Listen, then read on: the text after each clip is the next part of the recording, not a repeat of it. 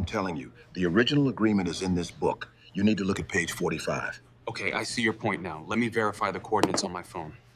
There is a road that runs out of Greenwood, Mississippi, heading west toward the river. It cuts through cotton fields that have been turned over for nearly 200 autumns, past wooden chapels with white paint flaking like old skin, past trailers with screen doors that bang in the wind. The road bends once near a stand of cypress, and if you take that bend at the right speed on the right kind of morning, you will see the small green sign that reads Greenwood-LeFlore Airport, 3 miles. Most people drive past it without ever looking. They do not know that on the 17th of October, at exactly 9:43 in the morning, a man wearing a faded blue denim shirt and a worn leather jacket walked down that road on foot. He had parked his pickup truck a quarter-mile back because the gravel lot was full, and he did not believe in cutting in front of working men. He carried nothing but a small canvas bag and a flight logbook with a cracked brown cover. His name was Morgan Freeman, and he had come to fly his airplane. The Cessna 14 was his. It had been his for 19 years. He had bought it used from a retired surgeon in Memphis, paid $412,000 in 3 installments, and put another $68,000 into it over the years. He kept it in Hangar 3 at Greenwood-LeFlore, the second one from the East End, the one with the blue door that needed repainting. Old Henry Caldwell, the previous airport manager, who had been there since 1974, used to walk down to that hangar most Sundays and have coffee with Morgan when he came in from his ranch. Henry never made a fuss about who Morgan was. Henry had grown up in Itabena and his daddy had fixed tractors for Morgan's grandfather, and to Henry, Morgan was just Morgan. But Henry had retired in February. He had handed in his keys, hugged the mechanics he had known for 30 years, and driven home to a porch that was waiting for him. His replacement was a man named Derek Calloway, age 35, brought down from Atlanta by a regional management firm that had bought a small stake in the airport. Derek had come with a briefcase, a tablet, and a binder full of new procedures. He had told the staff on his first day that he intended to bring the airport, in his words, into the present century. He had said it with the careful patience of a man who believed himself to be patient. The mechanics had nodded and gone back to work. Derek did not know who Morgan Freeman was. To be more precise, Derek knew the name, everyone knew the name, but he did not connect it. He had been at the airport for 8 months and 3 weeks, and he had never seen Morgan in person, because Morgan had been overseas for most of that period filming a documentary about coastal birds. Derek had seen the name Freeman on a tenant ledger and assumed it was a corporate placeholder. He had even, 2 months back, sent a notice to Hangar 3 threatening eviction if quarterly fees were not paid within 30 days. The fees had been paid the next morning by automatic transfer from a trust account in Jackson. Derek had not investigated further. He did not enjoy investigating things. That morning of October 17th, the sky over the Mississippi Delta looked like a bruise. There was a system coming up from the Gulf, the kind that the old men in town called a backstep storm because it would creep north, pause, and then turn back on itself with twice the force. The pilots at Greenwood-LeFlore had been watching it on the wall screen in the pilot's lounge since before sunrise. The ceiling was low, dropping towards 600 feet. The wind was steady out of the southeast at 22 knots, gusting to 31. The visibility was barely under 3 miles. By any reasonable measure, it was a no-fly morning. By the measure of an instrument-rated pilot with 3,412 logged hours, it was a difficult morning, but not an impossible one. At 9:47 that morning, the call came in. A small fishing boat, a 16-foot aluminum john boat with a 15-horsepower outboard, had gone missing in the Yazoo River backwater near the Panther Swamp National Wildlife Refuge. On board were 2 men. The first was a 64-year-old retired Baptist preacher named Earl Whitaker, who had lived in Belzoni his entire life. The second was a 22-year-old college student named Cole Whitaker, Earl's grandson, who was studying wildlife biology at Mississippi State and had come home for the weekend to take his grandfather fishing one more time before the season closed. The boat had been spotted by a duck hunter at 6 o'clock the previous evening, anchored in shallow water. By 8 that morning, when Earl had not come home and was not answering his cell phone, his wife had called the sheriff. The sheriff had called the regional search and rescue coordinator. The coordinator had spent the next 90 minutes trying to find a helicopter that would fly into the swamp. He had not found one. The medical helicopter at Greenwood-LeFlore Hospital had refused because the ceiling was below their minimum. The State Highway Patrol helicopter had refused for the same reason. The Coast Guard Auxiliary in Vicksburg had refused because they did not fly inland in this weather. The National Guard unit in Jackson had said they might be able to spool something up by mid-afternoon maybe, if the weather lifted. By mid-afternoon, the two Whitakers would have been in the water for nearly 24 hours, and the water in October was 49 degrees, and the math did not need to be done out loud. Now you may wonder how Morgan Freeman, walking up to a hangar at a small Mississippi airfield, knew any of this. The answer is that the search and rescue coordinator, a man named Pete Bishop, who had known the Whitaker family since high school, had picked up his phone at 9:11 that morning and called the only person he could think of who flew low and fast and knew the Yazoo backcountry better than the Herons did. He had not asked. He had said the words, "Earl Whitaker and his grandson are in the swamp," and he had waited, and Morgan had said, "I'm coming," and that had been the entire conversation. So Morgan came. He drove the 41 miles from his ranch in just under 40 minutes, parked the truck where the gravel ran out, and walked toward Hangar 3 carrying his logbook because procedures required the original at any unscheduled departure. He passed two mechanics, both of whom nodded at him with the small, dignified nod that working men give to other working men. He passed Ray Hutchins, the 71-year-old senior pilot of the airport, who was standing by the fuel pumps in a pair of oil-stained coveralls. Ray straightened up when he saw Morgan. He did not wave. He just watched, the way a man watches another man walk towards something that needs to be done. Morgan reached the small white office building beside Hangar 1, climbed the 3 concrete steps, and pulled open the glass door. The bell above the door chimed once. Behind the counter, Derek Calloway was on his phone. He held up one finger without looking up, the universal gesture of a man who believes his conversation is more important than your presence. Morgan stood patiently. He did not clear his throat. He did not tap on the counter. He set his canvas bag on the floor, placed his logbook on the counter, and waited. The phone call lasted 4 minutes and 17 seconds. When Derek finally looked up, he was already shaking his head. He had seen Morgan in his peripheral vision and had decided several things. He had decided this was an older gentleman in casual clothes. He had decided the man did not look like the kind of person who flew. He had decided that whatever this man wanted, the answer was probably no. Because Derek had been trained to believe that the default answer in any uncertain situation was no, because no protected the company. "Help you, sir," Derek said. He did not phrase it as a question. "Morning," Morgan said. His voice was quiet even, like water over a smooth stone. "I'm taking out the Cessna 14 in Hangar 3. I need to file an IFR flight plan." Derek's eyes flicked to the wall screen, where the weather radar showed the bruised purple smear of the incoming system. He smiled, the kind of small, tight smile that some men use to communicate that they have already decided you are wrong before you have finished speaking. "Sir," he said, "we're not flying out of here this morning. Have you seen the ceiling? We've got a ground stop on all VFR traffic, and even the IFR boys are sitting tight." "I'm aware of the weather," Morgan said. "The aircraft is mine. I'm instrument rated. I need to file." Derek's smile tightened a fraction. He looked Morgan up and down. He saw the worn denim, the faded jacket, the gray and white beard, the slow, careful posture of an older man. He did not see a pilot. He saw in his mind a tourist who had wandered into the wrong building. He saw a man who needed to be managed. "Sir," he said again, drawing the word out slightly, "I don't know who told you about that aircraft, but Hangar 3 is a leased space and we've got specific protocols about who can access tenant property. If you're a friend of the owner, that's fine, but I can't just let you walk in there and start an engine. Why don't you give me the owner's number, and we'll see if we can get this sorted." Across the small lobby, the bell above the door chimed again. Ray Hutchins, the senior pilot, stepped inside. He had wiped his hands on a rag and tucked the rag into his back pocket. He stood near the door, not saying anything, just standing. There was another man in the corner, a young flight student named Brett, who had been waiting to ask about his next lesson. Brett had stopped pretending to look at his phone. 2 of the mechanics had come up the steps as well, and were standing in the open doorway.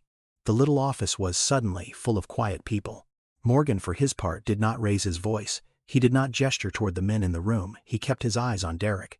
"My name is Morgan Freeman," he said. "I'm the registered owner of the aircraft. I have flown out of this field for 19 years. There's a fishing boat overdue in Panther Swamp. There's a 64-year-old man and his grandson in the water. The hospital helicopter won't fly. State Patrol won't fly. Coast Guard won't fly. National Guard says May by 3 afternoon. I need to file an IFR flight plan." Derek's smile did not change, but something behind his eyes did. He had heard the name now. He had heard it clearly. He looked at the man in front of him, the older black gentleman in the denim shirt, and he saw again what he wanted to see. He saw a tall tale. He saw perhaps a confused old man who had perhaps watched too many movies and was perhaps having a difficult morning. He decided in that moment that whatever was happening here, it was not his job to sort out. It was his job to follow protocol, and protocol as he understood it that morning was clear. "Sir," Derek said, and his voice took on the very particular tone of a man who believes he is being patient with someone beneath him. "I'm going to need you to step outside. We don't allow non-tenants to congregate in the office during weather events. If you'd like to discuss your concerns with the actual owner of that aircraft, I'd be happy to facilitate a phone call during business hours. But I'm not going to authorize a flight plan this morning. Not in weather, not without insurance verification. Not for somebody walking in off the road." Ray Hutchins by the door drew in a slow, careful breath through his nose. He did not move. Brett the student had gone very still. The two mechanics in the doorway looked at each other, and one of them, a man named Curtis with a gray mustache and 41 years of work at this field, on his hands opened his mouth to speak. Morgan caught Curtis's eye and gave the smallest shake of his head. Curtis closed his mouth. "Now you have heard perhaps 1,000 times in your life that there is a kind of patience that comes only with age. You have heard it on your grandmother's porch. You have heard it in church. You have heard it from people who live through things you and I have only read about. That kind of patience is not the absence of feeling. It is the discipline of feeling. It is a man who has every right to raise his voice deciding, in the breath between one second and the next, that raising his voice will not bring two men home from a swamp." Morgan placed his hand flat on the counter beside his logbook. He did not slide the logbook forward, he simply rested his hand near it.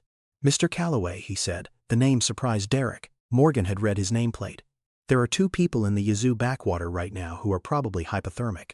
The grandson is 22 years old. His grandfather raised 4 children in Belzoni. We have, by the most generous estimate, 3 to 4 hours before that becomes a recovery operation instead of a rescue operation.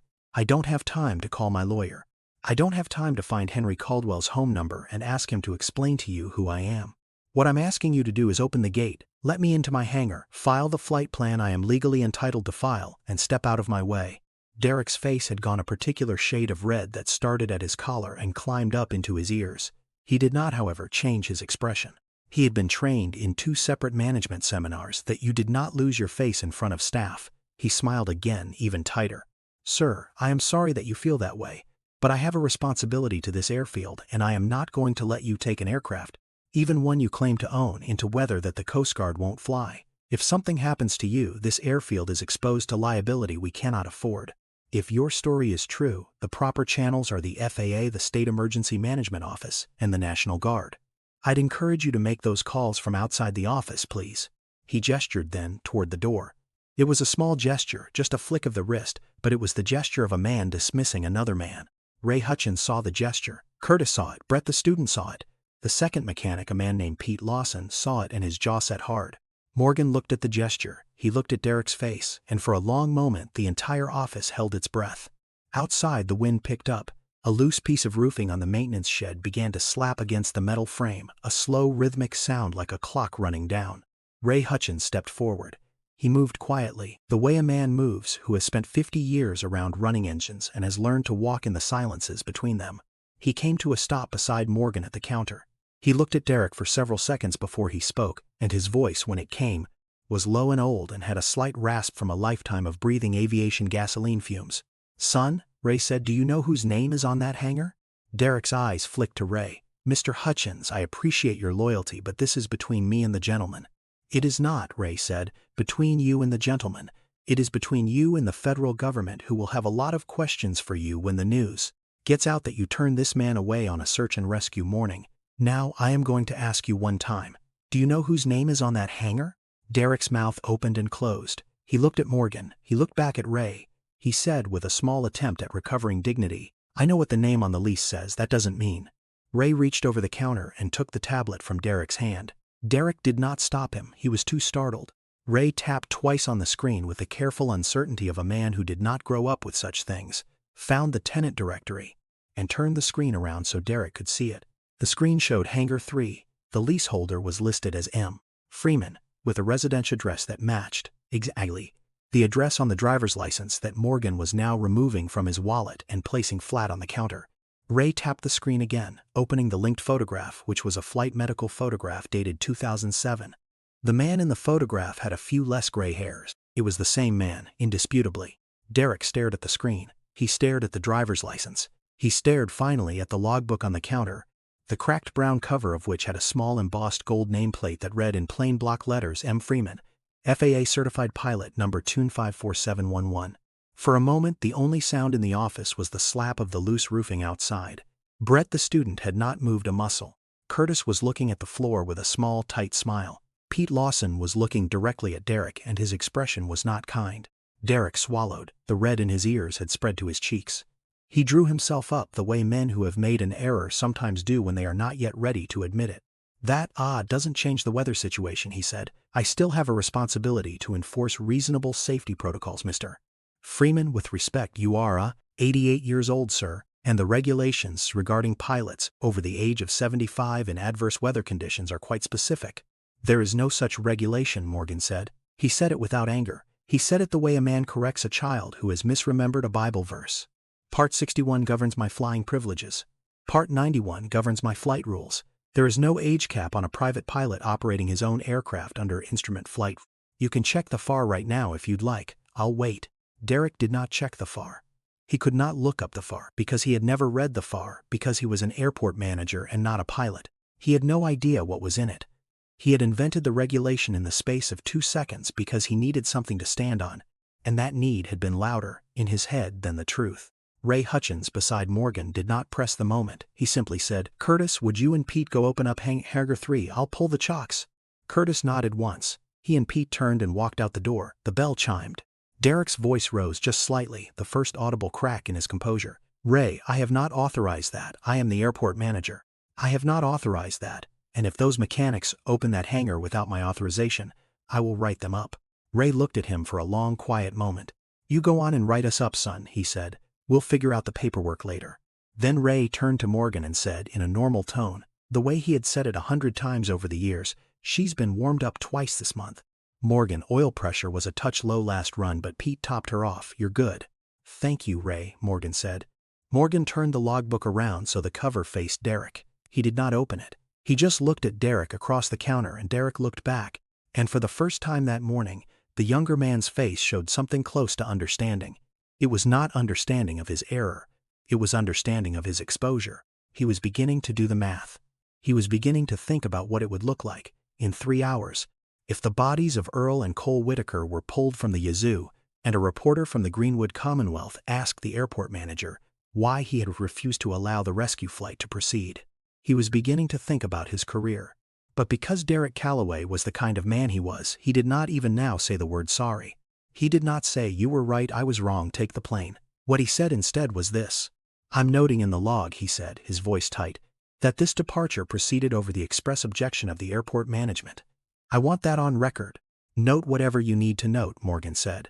Morgan picked up his logbook. He picked up his canvas bag. He nodded once to Ray, once to Brett the student, who was watching him with an expression of such pure awe that his mouth was hanging slightly open, and he walked out of the office. The bell chimed. The Cessna 14 was waiting in Hangar 3. She was an older airframe, white with 2 horizontal blue stripes that ran the length of the fuselage. The blue had faded in the Mississippi sun over 19 years, and now looked more like the color of a pond in October. Curtis and Pete had pulled the hangar doors open and rolled her out onto the apron. The wind caught her tail and made her sway slightly on the gear, like a horse settling itself before a long ride.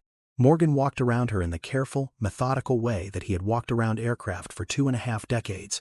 He checked the control surfaces. He checked the pitot tube. He drained the fuel sumps and sniffed the sample for water, then poured it on the apron. He climbed up on the wing to check the oil. He climbed down. He patted the cowling once, the way an old farmer pats the neck of a mule before a long pull, and he opened the door. Ray came over with the headset. Pete topped you off to full 65 gallons a side. That'll do, Morgan said.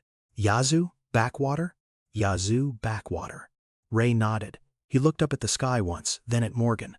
The southwest corner of Panther Swamp has been getting some unusual current the last couple of weeks. They've been doing levee work upriver. Push runs harder against the cypress break on the east side now. If they're anchored, that's where they'll have gone. I aim to.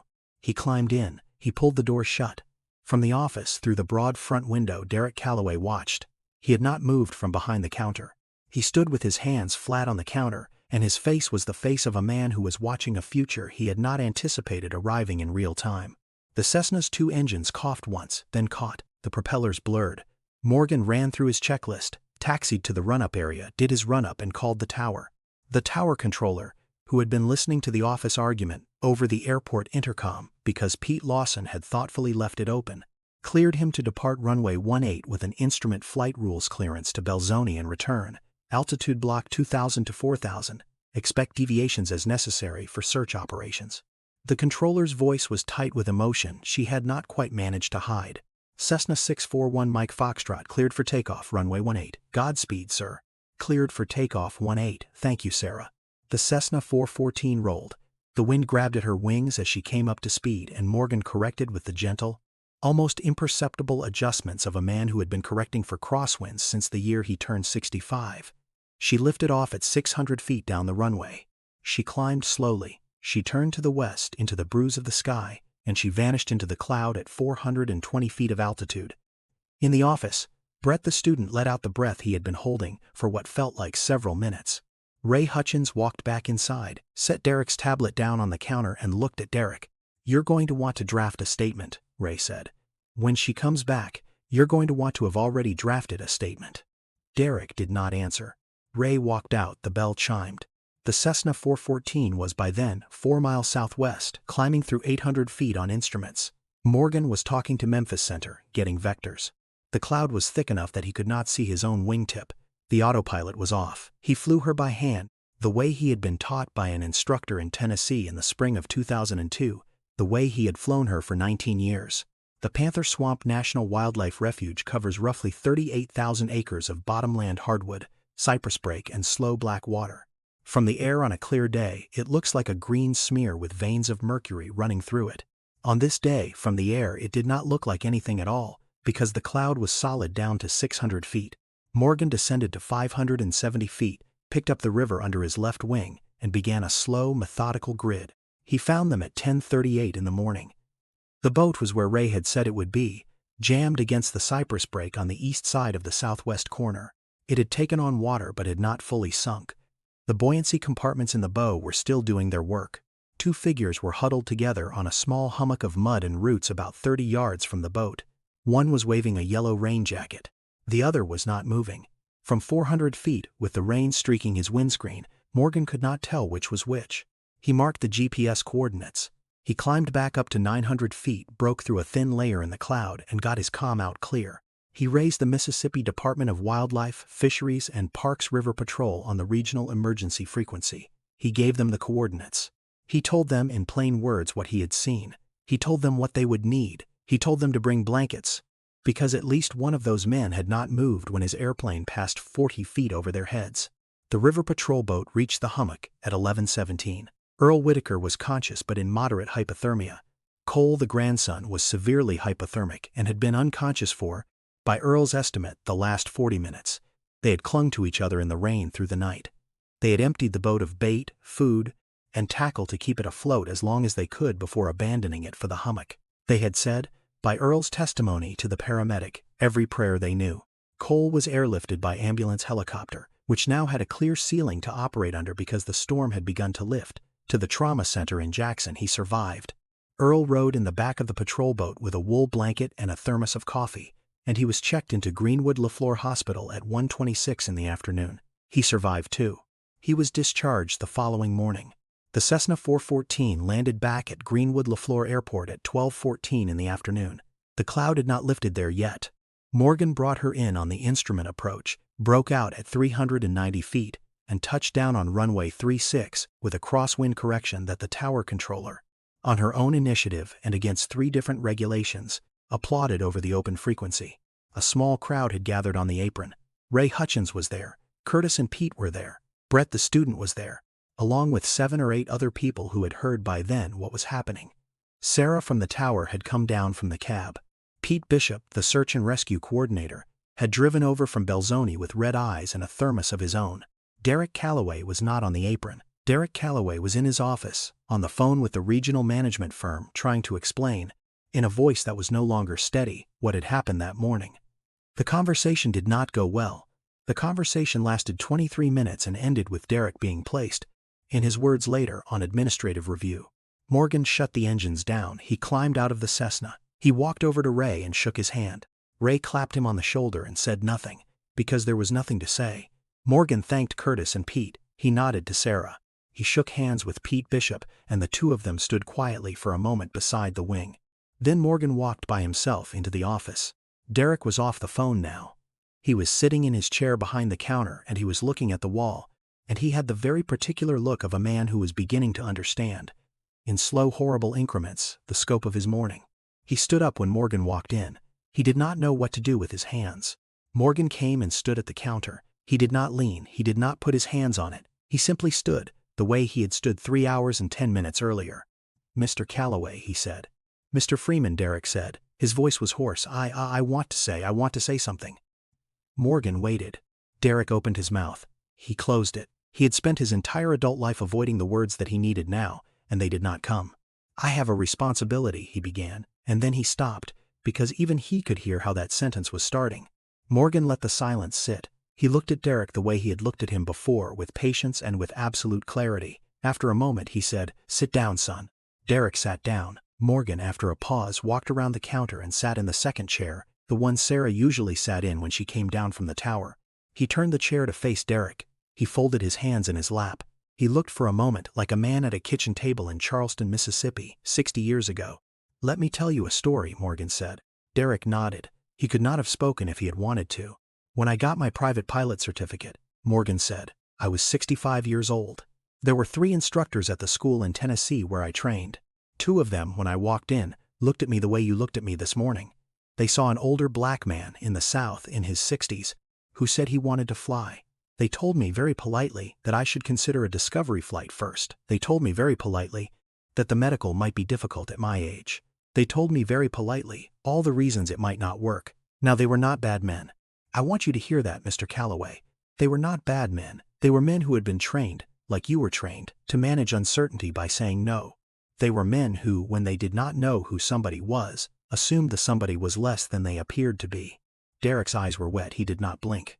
"The 3rd instructor," Morgan continued, "was a woman named Diane Petrosky. She had flown for the Navy. She was 61 years old. She looked at me and she said, 'Do you want to fly, Mr. Freeman?' And I said, 'Yes, ma'am, I do.' And she said, 'Well, let's go.' That's all she said. Let's go, and we went. And it took me 18 months and 2 days, and I passed my check ride on the second try. And that was 23 years ago. I've logged 3,412 hours since then. I've never had an incident. I've never had a violation. I've never had a passenger complaint. And every time I climb into that airplane out there, I think about Diane Petrosky. Because she did not ask me to prove who I was. She asked me what I wanted to do." Derek's hands were trembling. He had clasped them together in his lap, and they were trembling, and he could not make them stop. "You did not ask me what I wanted to do, Mr. Calloway," Morgan said. His voice was still soft. It had not risen at any point in this conversation, and it did not rise now. "You decided what I was, and then you tried to make me fit into what you had decided. That is what happened in this office this morning. You did not know it was happening, but it was happening. And if Ray Hutchins had not been here, and if those mechanics had not been here, and if those 2 men in Panther Swamp had not had a Cessna 414 over their heads at 10:38 this morning, then we would not be sitting in these chairs having this conversation. We would be having a different conversation, and I would not be having it with you." Derek's mouth opened. The word he was looking for finally came out, just barely. "I'm sorry," he said. It was not a graceful apology. It did not absolve him. It did not resolve anything. But it was the first true thing he had said all morning, and both men knew it. Morgan nodded slowly. He let the apology stand in the air for a few seconds, the way one lets a difficult truth stand before responding to it. "I'm not going to ask for your job," Morgan said. "I'm not going to call your bosses in Atlanta. I imagine you've already had that conversation. And I imagine it did not go well, so I'm not going to add to that. What I am going to ask you to do is this. I'm going to be at this airfield once a month for the foreseeable future, the first Saturday of every month. I want you to be here too. I want you to sit with Ray Hutchins and Curtis and Pete, and I want you to ask them questions about this airfield, about the people who fly out of it, about the history of this part of Mississippi. I want you to learn the names of every tenant in every hangar. I want you to learn what they do, where they came from, who their grandparents were. Because the next time somebody walks into this office, Mr. Calloway, I want you to see them. I don't want you to see what you think they are. I want you to see them. Can you do that?" Derek wiped his face with the back of his hand. He nodded. "Yes, sir," he said. "Yes, sir, I can do that." "All right," Morgan said. He stood up. "All right, then." He walked to the door. He paused with his hand on the handle and he looked back. Derek was still sitting in Sarah's chair, his hands still folded in his lap. There's one more thing, Morgan said. Cole Whitaker is studying wildlife biology at Mississippi State. When he gets out of the hospital, I expect he's going to want to take his grandfather fishing again next spring. He's going to need a boat. The old one is at the bottom of the Yazoo. You're going to call the boatworks in Greenville. You're going to order him a new 16-foot John boat with a 20-horse Yamaha. You're going to pay for it out of your personal account. And you're not going to put your name on the card. You're going to write, "From a friend who learned something." Are we clear? Derek was crying openly now. He did not try to hide it. He nodded. Yes, sir, he said. Good, Morgan said. He opened the door. The bell chimed. He stepped out into the watery October light. The cloud was breaking up over the cotton fields to the west, and a thin strip of sun had found its way down to the runway, lighting up the Cessna 414 where she sat on the apron, white and faded blue and tired and beautiful. Ray Hutchins was standing beside her with his rag in his hand. Curtis and Pete were already opening Hangar 3 to put her away. Morgan walked toward them. By the end of the year, 3 things had happened that the town of Greenwood would talk about for a long time. Cole Whitaker recovered fully, returned to Mississippi State in January, and received an anonymous wedding gift quality John boat with a 20-horsepower Yamaha that arrived at his grandfather's house in February with a card that read, "From a friend who learned something." Earl Whitaker, on his next Sunday at Mount Olive Baptist Church in Belzoni, preached a sermon called "The Stranger at the Counter," which several members of the congregation said was the finest he had ever given. And Derek Calloway, who kept his job, started showing up at Greenwood-LeFlore Airport on the first Saturday of every month at 7 in the morning. He brought coffee for the mechanics. He sat with Ray Hutchins on the bench outside Hangar 4. He learned slowly the names of every tenant in every hangar.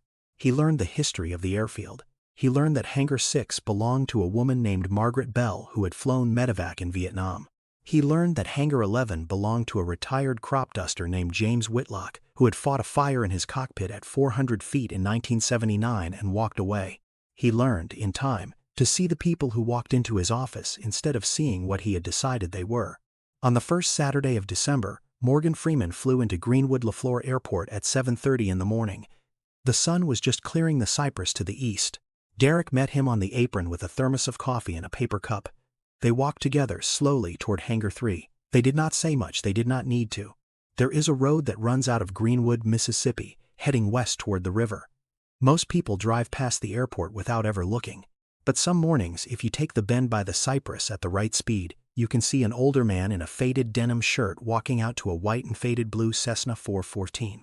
And if you watch him long enough, you might come to understand that the most powerful thing in the world is not what a man does when he is angry. It is what a man does when he is right, and he knows he is right, and he chooses anyway to teach instead of to burn. That is how Mississippi works. That is how it has always worked.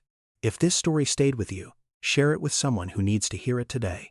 Like and subscribe for more stories about real character, quiet strength, and the lessons we forget every day. Disclaimer: this story is a work of fiction created with the assistance of AI for the purpose of sharing positive messages and life lessons. It is inspired by Morgan Freeman's well-known reputation for wisdom, his real love of the Mississippi Delta, his beekeeping passion, his pilot's license, and his commitment to his southern community. The events, characters, other than Morgan Freeman himself, locations and dialogue depicted are entirely fictional and not intended to represent or target any real individual, business, or organization. Any resemblance to actual events or persons other than Morgan Freeman is purely coincidental.